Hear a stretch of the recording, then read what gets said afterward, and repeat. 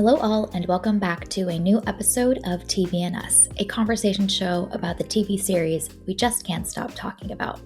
My name is Jennifer Hahn. And I'm Sarah Callan. And each season, we focus on a different show, reviewing it episode by episode, and we invite you to watch along with us. Right now, we are reviewing Beef Season 2, and today we are on Episode 7, the penultimate episode of the season, titled The Hour of Separation. If you haven't watched the episode yet, this is your spoiler alert. We're diving fully in, so go watch the episode and listen to the rest of our conversation. So, Sarah, do you want to kick us off with a summary for Episode 7? Ashley, Lindsay, and Ava's soul trip gets disrupted by old tensions, new revelations, and shocking confessions at 30,000 feet. Ah, that was nice. That was yeah. Okay, so episode titles of choice for Episode 7. What's yours? Mine is Feel the Love. Nice. There's lots of that and other things flowing. Yeah. Yes. Yeah, very unique expressions of love in this episode. Right. My episode title is Turbulence. Hello. There is a lot of turbulence in this. Holy cow. Yep.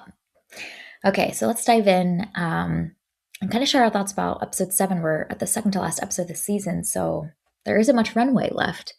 And some revelations, as the episode summary mentions, do come to light. How did Episode 7 land with you?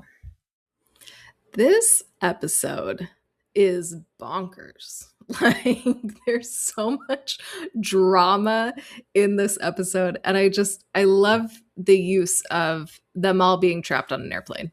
I think that's very funny. And it's just the perfect recipe for chaos, which is what I'm here for. I'm very excited for a chaotic last episode of I just want foolishness. And I feel like that's what we got in this episode. I think there are some interesting character things that happen in this. And yeah, I was sitting back with my popcorn here for the drama was kind of how I took this episode in. Mm-hmm. Yeah, just chaos is unfolding. I think I'm losing steam with this season of television. I think that my thought is that I think the show is kind of losing steam and losing a little bit of air. And so this episode was fun enough. It was fine. I think the way that the revelations happen are like not as interesting as I would expect. Like, it feels like we've moved into this almost over the top comic booky tone for the show. And if we're going to do that, like, just kind of go crazy, do something a little bit more insane. But characters just learn these huge revelations that have been built up for so many episodes by just like accidentally hearing them from behind the bathroom door or accidentally walking in. And it's just a little bit too perfectly timed. So I think my faith in the show is waning, but we got one more episode left, so I'm just gonna lock in. And they now have arrived in Korea, and we have the recipe for things to like blow up. But yeah, I think this is less like tactfully done than I was expecting at the beginning of this season. Oh yeah, no, this is not a tactful episode at all. It's just foolishness and ridiculousness. And honestly, like, it reminded me of watching an episode of reality TV. Like, it kind of has that vibe of like everybody's has something out for the other. They're all learning these secret revelations and then acting in this really over the top way. I think one thing that I found really interesting in this episode, though, is I think this is the first time that we've truly seen Lindsay lose control. And I find that to be fascinating, because I feel like in the Burberry episode where he's missing, like, we see her flailing and just trying to find him. But even that is controlled. It's strategic. She has a goal that she's working toward and she's going. And so, like, there's still some strategic thinking in that. But when she throws away Ashley's phone, that is really Chairwoman Park's phone, I think that's the first time that we've seen her not acting in a strategic manner. And that is really interesting to me. It has nothing to Mm. do with Josh, nothing to do with that relationship. It's purely because Ashley is the cause of Burberry's death, and she immediately wants some sort of retribution. And so she throws away the phone without thinking. And so to me, like, that is the most interesting part of the episode for me, because it's something really surprising about this character that I thought that I had known, and I feel like we hadn't seen this side of her yet. Hmm. And she throws away the phone and later also reveals that she knows what happened directly to Ashley, whereas we would see typically that character play her cards much more strategically, much more stealthily, and take the long game, but she just almost can't help herself. It just blurts it out so quickly.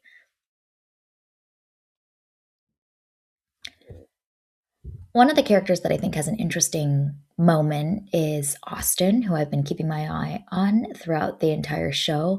And he he kind of acts in line with I think what's right for his character, but again, I just wanted a little more from it. It's almost so ridiculous that he says I love you to Eunice without any real connection there other than just like they're in this thing together, which like maybe is the show's like cynical view of Austin's character, but I don't know. I feel like there's a lot there that would have been really meaningful to showcase for someone who is like having an identity crisis and maybe going back to his roots in a meaningful way and his like other half of himself and his identity and his culture and mistaking those things together. But it was played to be kind of like straight, and I either wanted that to be like more ridiculous and over the top, um, and have the show have a little fun with it, or just leave it at the conversation they have in the back of the plane. But um, I thought that was like a fascinating choice for Austin's character. I'm not sure I loved it totally, but there's doing something there, so I guess I appreciated that. And I loved our girl Eunice's answer to that, because he says, I love you. And then she says, you don't even know me. Yes. Come on, practical queen. Let's go. And then he says it again. And her response is, I can't say it back, but you know how I feel. And I thought that that was so fascinating to see those reactions back to back, Mhm. because she's giving him the honest answer of, you don't know me, why are you saying this? And then he won't stop, so she has to manipulate him in some way just to get him to go away and leave her alone. So Mhm. I loved those responses, and you see her kind of analytical and matter of fact mind working when she's in the middle of a very real crisis and does not have time for his foolery. So I just, more and more, I'm like, yes, Eunice, you are great. And she also knows that he is essential to her survival, and so she's kind of using him honestly as well to be like, "Yo, I'm just trying to survive. I need this person to be on my team with me, so we'll tell him whatever he needs to hear. That's fine." Um, Ashley's character, I think, is like I.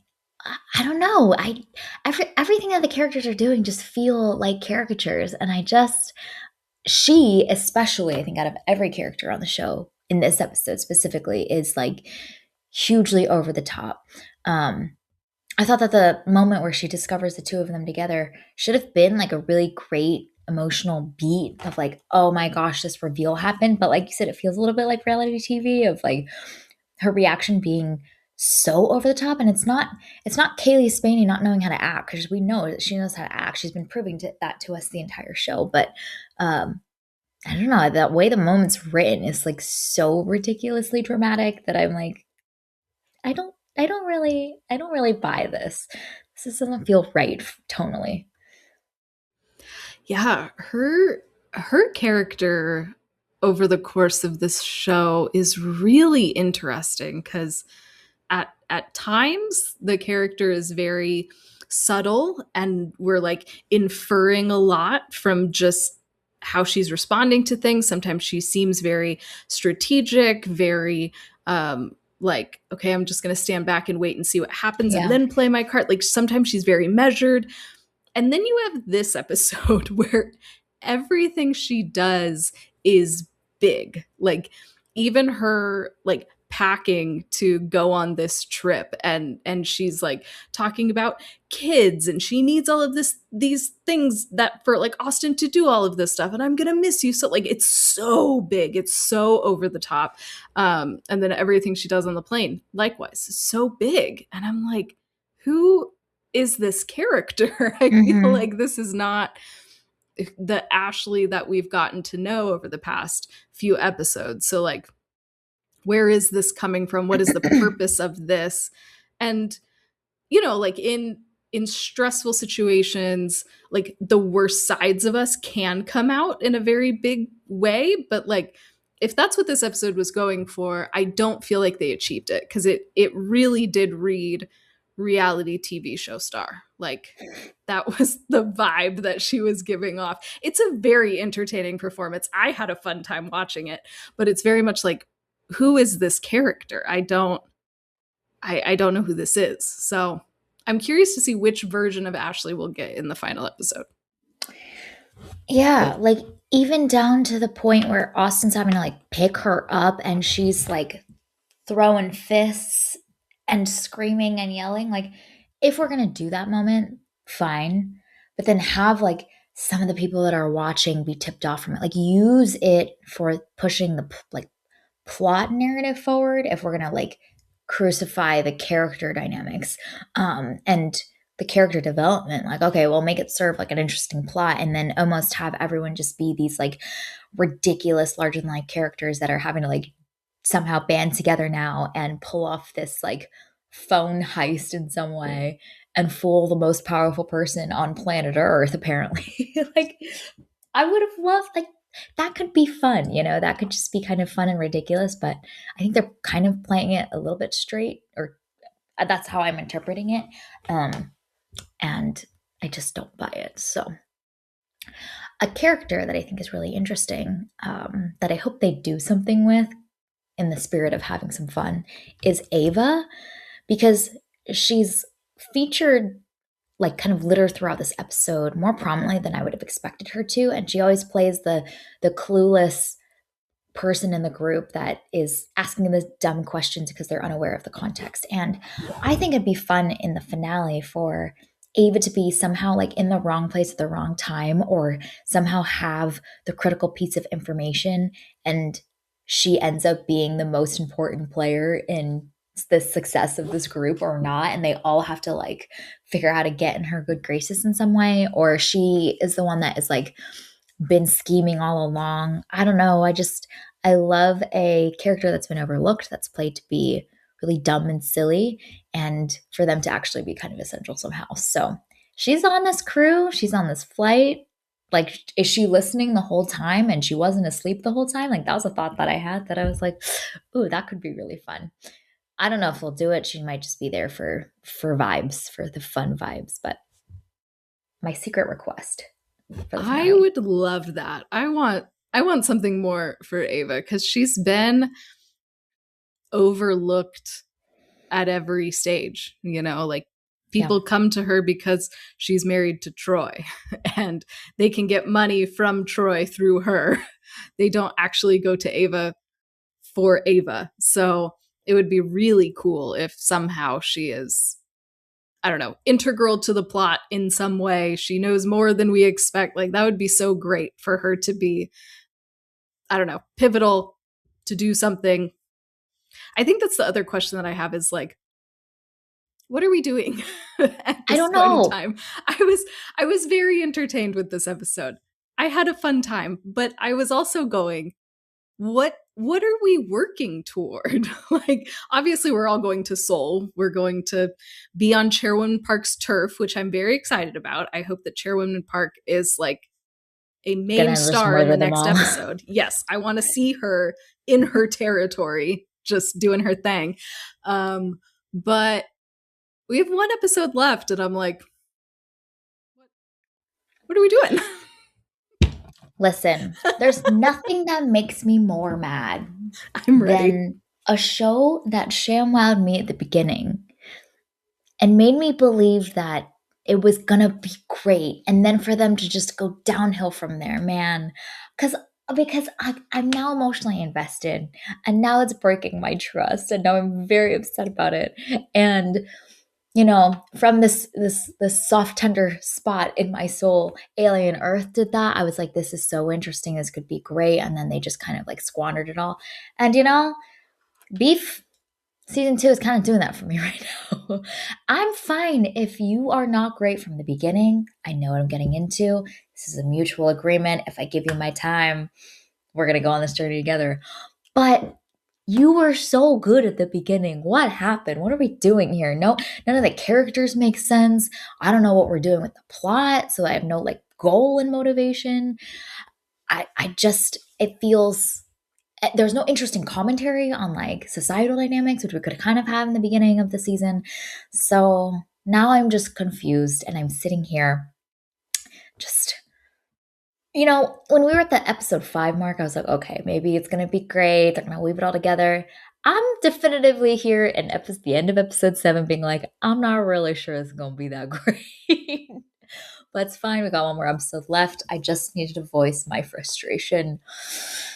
And now I am done. Hey, this is a safe space. Like, you are welcome to pop off at any time. And I'm really looking forward to our conversation about the finale. I have not watched the episode yet, but I know that you're going to be upset no matter what. And I'm very excited for whatever rants come forth from you in that episode. It's going to be very bad. Yeah, I'm ready. The I'm here only for it. way I won't be mad is if we get like Chairwoman Park becomes John Wick and just takes everybody out. Then I'm like, you know what? I feel emotional catharsis in some way for this show, and I'm fine. But any other plot, Okay. any other ending, problems with. Honestly, I would be here for that. Assassin Chairwoman Park would be amazing. I would also appreciate if she was like the one in charge of like an army of John Wicks that just take everybody out. I think that would also be fine. very fun. Mhm. Yeah, I want her Execute to the like plan, as she says. Execute the plan. yes, let's execute the plan. I want to know Yep. what the plan is. Come on. Like, I want to see Chairwoman Park fully in her like mob boss era, just taking people out, calling the shots. Come Yes. on, Chairwoman Park. You can do it. We need the like Michael Corleone baptism sequence, but Chairwoman Yes. Park. Just take them all out. That's what I want. Yeah. It would be so fun. It would be so fun. The thing is, the unfortunate thing about this is like it would be really fun, but then also what makes the baptism sequence of The Godfather. I love that we get to talk about The Godfather. Like, this is just my like safety blanket when I don't like something. Is to compare it to The Godfather. But the thing that's great about that sequence is that all of those 5 heads of the other families were formidable foes. None of these people are formidable foes for Chairwoman Park. So even if they get taken out, it's interesting enough, but it's also not as satisfying as when you get to see true opposition in place and then someone is able to triumph, because then it feels earned, then it feels satisfying. This is just like her just waving her hand being like, eh, and they all disappear. Yeah, and I had hoped that we would have seen, because Josh and Lindsay are so competent at being petty. And like Yes. we've seen how they can like wield that manipulation, that passive aggressiveness for their benefit.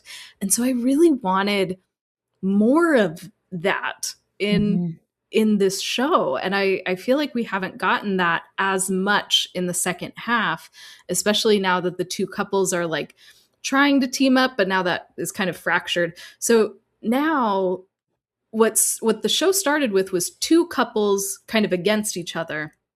And now it's all 4 of them are against all each of each other. Yeah. Like everybody is separate, everybody is alone, which could be interesting, but I feel like the show is not utilizing that distance maybe as well as it could have been utilized. Again, we have one more episode left, so like I don't know, maybe they do something really interesting in the finale, but it's I feel like that that unraveling of the two couples hasn't been as interesting as maybe it could have been. And Yeah. I don't know if it's just because there's too many characters in this season, there's too few episodes. I'm not sure like what the disconnect is, because that can be really interesting. Watching characters kind of completely unravel is fascinating, but for some reason this isn't quite working as well as maybe it could have. Hmm. And the whole concept of having two couples switching sides and loyalties and alliances would be so fascinating, you know? Like if we see that they're loyal to each other at the beginning, but then Ashley and Lindsay have their sweet little girl bonding moment. Austin and Josh have their sweet little male bonding moment, and then those teams have changed. But then we can get. I'm going to compare this to more things that I like. The Departed, where they're both moles in each other's relationships, right? And so you see that Ashley is trying to out manipulate Austin, but he's onto her because he has a little bit more information. But then he's out in the dark again, and similarly back and forth. That's fun. That's more interesting to us when there are those alliances instead of four lone wolves trying to like go at it with each other. I think that's just less fun. It's more interesting to see team ups and the power jockeying change over time, where it's not really changed significantly in a meaningful way. Beef needs to go study Succession, truly. Succession, The Sopranos, The Godfather, Godfather, The any Martin Departed. Scorsese movie, Yeah. like Which is like totally not fitting for, but whatever, you know what I mean? That's just yeah. the the point where I really knew the screenwriter of this episode was looking a little rough is that the opening shot we get a 3 weeks later jump in time. So I'm like, okay, this is going to be interesting now. How have the dynamics shifted? Who broke up? Who's now like drastically changed their goal? And nothing changed. Like literally nothing about their relationships to each other, how they feel about each other. They didn't intensify, it didn't wane. Like nothing changed. So why did we do the 3 weeks later jump forward in time if we didn't use that? It felt like such an arbitrary choice, and it sets up a wrong expectation for the audience member. You could have had this whole episode exist and it still just be picking up right where the previous episode left off. We did not need that. So I'm like, see, it don't make sense. You didn't know what the audience was expecting. Yeah. Yeah. I think one of my main questions by the end of the episode is, so episode 6, I think we have a month jump in time, and then episode 7 we have a 3-week jump in time. So it's been 7 weeks since Burberry died, and Josh and Lindsay have done nothing to fix that screen door. Like, that was what I was hyper fixating on when Josh gets catfished. Was like, you've had 7 weeks and like you're presumably planning to sell this house. Why would you have not fixed that door? Number one, you have another little dog. Do you want a Burberry 2.0? Like, what are we doing here? You're trying to sell the house. That would probably be helpful in selling, to say, hello, I have a workable back door. And then also security. Hello, what are we doing? So that was my little thing that I got hyper fixated on, is it's been 7 weeks. You could have made time in your schedule to change this so that your little dog doesn't get out or somebody doesn't get in. But it's fine because Josh got catfished and taken out. So it's fine. Did. He did. It's such a dramatic ending to the episode, and it just feels a little cheap too. It's like, oh, he's in danger now, and he's separated from the group. But yeah, that screen door is still creaking, and they almost lost another dog. Oh my god! No one give this family any more puppies, please. They cannot be trusted. This is what I'm saying. Like, come on. Yeah. Insanity is doing the same thing over and over again and expecting a different result. So, like, fix the dang door so that your dog doesn't escape. Yeah. Oh, it's fine.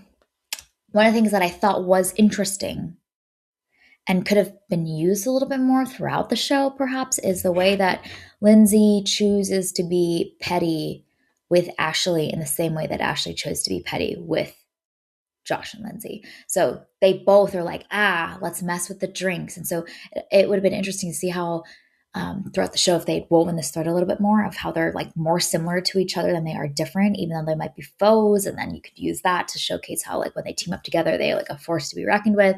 But I thought that was fascinating to see that like the thing they go to is like echoing each other in an interesting way. So that was kind of interesting. Generational, I don't know, like similarities thematically could be a thing. Well, we didn't get that from the show, but there's a thread there, a seed there. I thought that was fascinating.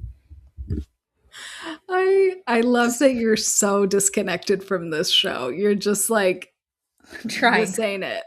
I'm appreciating the grasping at straws. You're doing a great job. Yeah. I'm like looking through my notes and I'm like, I really like went on in on this show. Is there something that I did like? And I did like that moment. Good. That's cool. Yeah. Another moment that I thought was really interesting, and it's subtle, it's quick, it does not linger on it at all. But when Troy and Phineas is trying to set Josh up with some random chick, Phineas says, "You'd get along with her. She's Latina." And like, I just thought that was number one, so cringy, but also something that I feel like Beef does really well is like highlighting these like racial dynamics and pointing out these things that are very true in our world, but doing it in a funny way. And so I thought that was really well timed, really well delivered, and a funny and cringy moment all in one. Yeah, that was a great little moment. There's some great like throwaway lines like that where there's actually a lot of meat in a single line of dialogue. One of the other ones that I really thought was interesting is when Ava's on the phone with Troy and she's having her little mini tiff with Troy because he's wanting to hang up and she's trying to like console Ava, but kind of just like adding fuel to fire to be like, wow, I can't believe he like doesn't even make time to listen to you and like hung up the phone on you.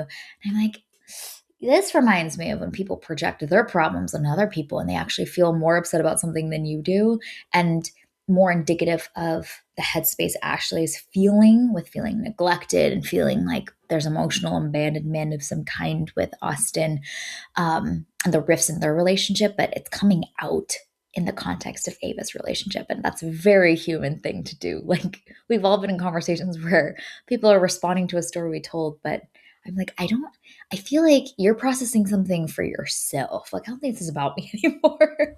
And I love that was that little human dynamic that is so of us, our kind, was woven in there. So that was cool. Mm-hmm. Yeah.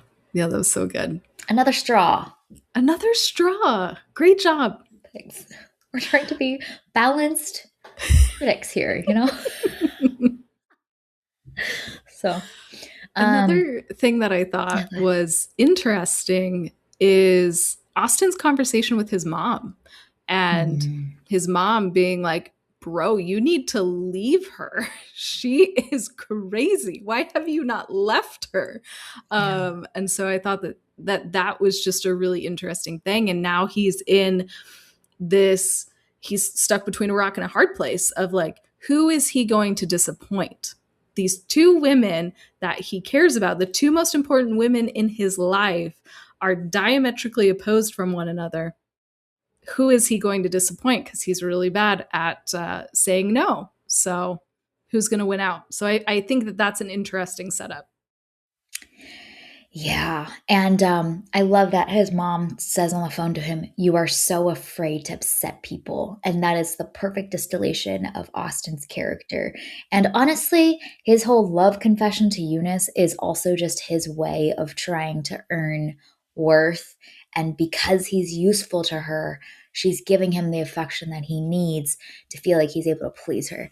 And so I thought that was interesting to see the way that Austin's mom knows him very well, and his people pleasing tendencies are really getting him into trouble now. So She shot him straight, so good job, Mama.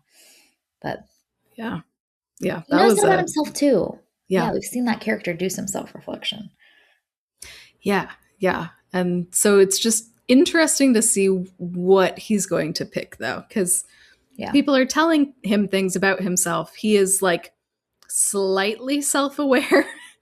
And so what is he going to do? He is one of the question marks, I think, for the finale episode of like, he could kind of do anything. So what is this guy going to choose? He's a loose cannon. Yeah. And similarly, we haven't seen Lindsay express fear the way that she does in that final ending sequence. And so, how will she come around as well?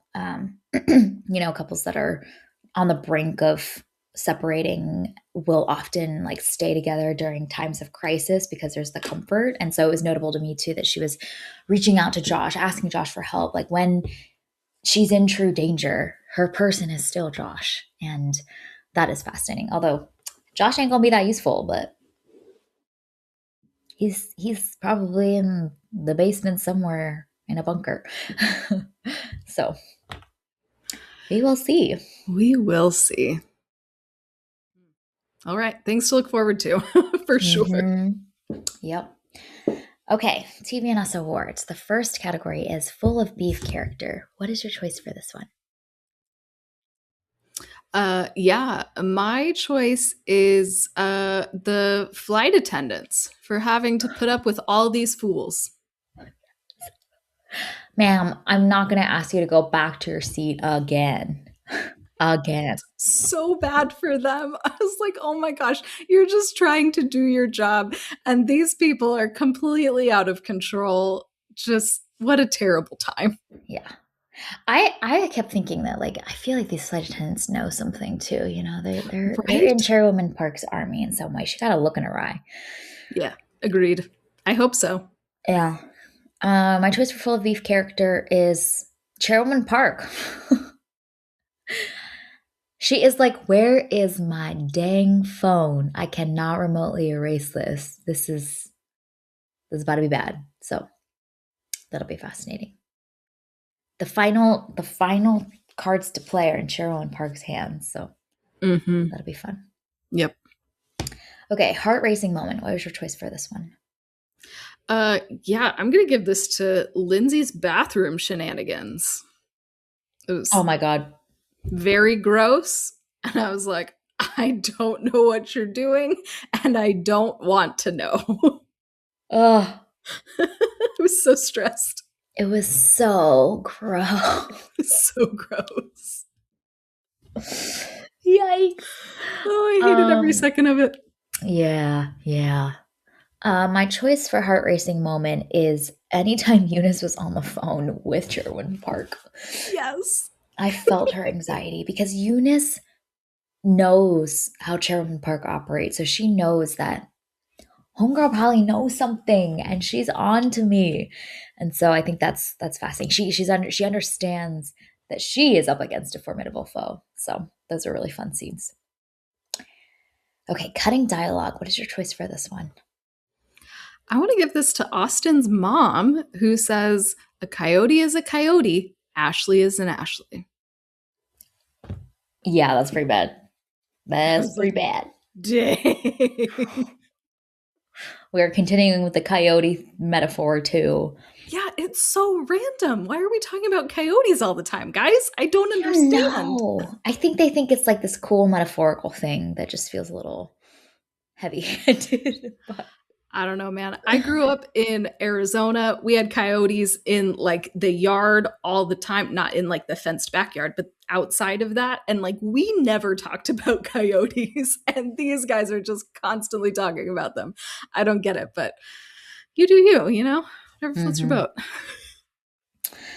My choice for cutting dialogue is Austin and Eunice to each other. What would I do without you? What? Oh man. Oh my It's god. so cringy. It's so weird. It's so weird. And you see Austin's face light Oh up. my god. Buddy, No. this ain't it. You are lost, my dude. You need help. Yeah, you just need to go back home and be single for a little bit, my guy. Yeah, Like, like, get to know yourself a little yeah, bit. just Yeah, take he some just time wants to for be yourself. useful. This poor sweet soul just wants to be Oh, valuable. buddy. But Charles Melton does a great job in that Oh, scene of, like, yes. the little facial muscles that, like, light up and his eyebrows, like, just you felt that hit deep in his soul for that character, so shout out Charles Melton for doing a great job. Okay, looking ahead to the finale, what are you excited to see other than Chairwoman Park releasing the John Wicks? I mean, Just Chairwoman kidding, that's Park, just just in anything. She's not going to release the John Wicks. I don't she's think that's not. where this episode is going, but No. that would be entertaining. But I want to know what Chairwoman Park's plan is Hmm. because I don't know. Maybe I'm putting too much hope and faith in this woman, but I don't believe that she would just leave her unlocked phone just out and about. I think that that was a Oh. test to test Eunice because Whoosh tried to blackmail her. So why wouldn't she then lay a trap for her other Ooh, person? I like And that. Eunice just walked right into it. So in my mind, that is what has happened. That Chairwoman Park laid a trap and Eunice didn't flag it as a trap.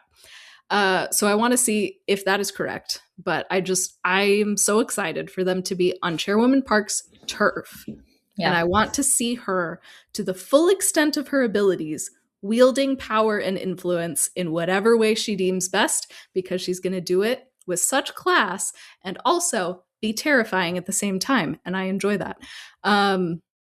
And then just more overarchingly about the show is anyone going to be able to communicate with anyone clearly? Because I Hmm. feel like we're having a hard time with communication. And so, will anybody be able to clearly communicate anything in the final episode? But mostly looking forward to Chairwoman Park and whatever scheme and plan they're executing. It's going to be so fun. Yeah, yeah. What's her next move? What's her checkmate, Yes, honestly? I'm ready. Um, I think what will be interesting to me if the show can do this is we now have all four of them. Not really. Well, Ava, I don't know. Did they tell Ava? I'm not sure. Anyway, the group now all has information that is valuable for Chairwoman Park, and so I think it'll be interesting to see, like, do they choose to stay loyal to the team effort, or who like betrays the group? I think that's going to be fascinating. Um, I think a lot of the show is like, how far will you go to be self-seeking for what your own agenda is, and how much can you delude yourself into believing that that is the right thing to do? And so I think that will be fascinating if the show can um, offer this interesting, like, commentary on, like, the ultimate heart of human nature. Is it to be self-seeking, or are they going to work as a team to take down big bad Chairwoman Park, and who chooses to, like, split and protect themselves ultimately? Um, Whoosh's actions, Chairwoman Park's actions, like every character's action in the show has basically been, I will compromise my morals because I can justify to myself this is the right thing to do, um, even at the cost of many of the other people around me. And so I think that will be interesting. Who's gonna be the rat, if any, or is that even where the show's gonna take it at all? So we'll see. Yeah, yeah, that will be really interesting because really everybody has been self seeking. I think the only like selfless thing that we've seen recently from these characters is Josh giving Lindsay everything she wants in the divorce. And I don't believe that that was fully selfless. I think he has some sort of like ulterior motive behind that. But Hmm. the show didn't say that. I just don't trust any of these characters. Yeah. So that will be interesting to see if there's like some selflessness from somebody in the show in this final episode. Because for the most part, it's just been what can I get to either get ahead or protect my position? Hmm. And it's all with the mindset of survival, but that is insidious because anything can be justified when it's in the context of survival, and what you need to survive is also changing by the day. So Eunice is another character that has kind of played close to the line, but hasn't really crossed any major lines yet. And everything she's been doing seems to be altruistic, but is she immune to human nature, essentially? You could argue that Austin isn't intentionally self-seeking. He's like accidentally self-seeking because the internal code is weak and he's just so susceptible to his patterns. Some of the others are just scheming. So, but the show's kind of like it doesn't matter. Like y'all are leaving a wake of destruction in your path, emotionally, physically, tactically. Like there are costs to all the decisions that are being made. So I think that'll be fascinating. Wherever this plane lands will be interesting for what the show is trying to say. Yep. And we are landing in Seoul. We'll see what happens. Yeah. Is Troy going to be a part of this somehow? Because he's been so prominent in the season. Like, I feel like every character can't be wasted, right? I would think so. Like, he's such a larger than life character, and it feels like they like randomly shoehorned him into episode 7. So I would imagine he's going to show up in episode 8 because he was so prominent in this last episode. So what shady stuff is he going to do? Because he is not a good dude. So let's just throw his crazy self into the mix too. Why not? Yep. So we'll be here to see where this plane lands and who survives. Yeah. Does Chairwoman Park get the last laugh? We will see. I hope so. She's so cool. I would be satisfied with that. Yeah. Like the show's thesis is ultimately those in power just don't even try, bro. Like they can change elections, they run the entire economy. Just you're a small fish in their hands. I mean, the whole movie poster, or not the show poster, is like a finger squashing a tiny ant, and that finger belongs to the one and only, the queen herself. So you're just an ant. We all just You're just an ant under her thumb. Under her thumb. Excellent. Yep. That's a positive, uplifting message. Just some cynicism here in our 2026 H1 period. Okay, well, we'll be back with a review of the finale very soon, so stay tuned. I'm sure there'll be lots to talk about. And in the meantime, we hope everyone has an amazing week, and we'll talk again with y'all very soon. Thank you for listening to today's episode of TV and Us. We are part of the Movie Archer podcast network, so check out moviearcher.com to learn more. Our name sums it up. We're big fans of TV and the powerful ways we can connect with each other and the world around us. This podcast is about all of us and our shared stories. You can subscribe to this podcast on Spotify, Apple Podcasts, or wherever you tune into your favorite shows. Drop us a rating and review, letting us know your thoughts about today's episode. You can connect with us on Instagram, Threads, and Blue Sky at tvnduspod, or email us at tvnduspod@gmail.com. Check out our website, andusmedia.co, for the latest on TV and Us and our other podcast, Movies and Us. We hope you have an amazing week, and we can't wait to see y'all very soon.